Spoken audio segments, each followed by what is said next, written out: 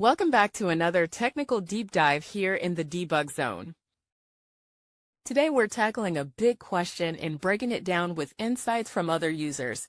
Hopefully this clears up some misconceptions and helps you get the answer you need. So buckle up, stay a little curious, and let's jump right in.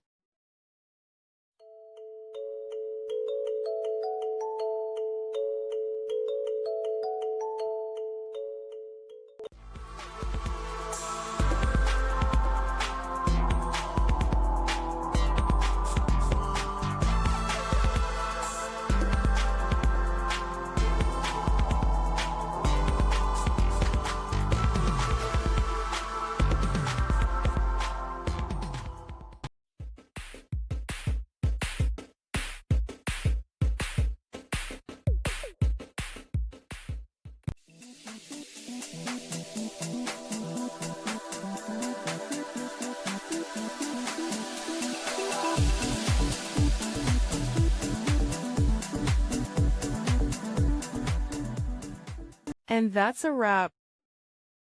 I hope you found the answer you were looking for.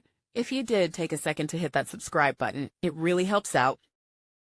And let me know in the comments which solution worked best for you. See you next time in the debug zone.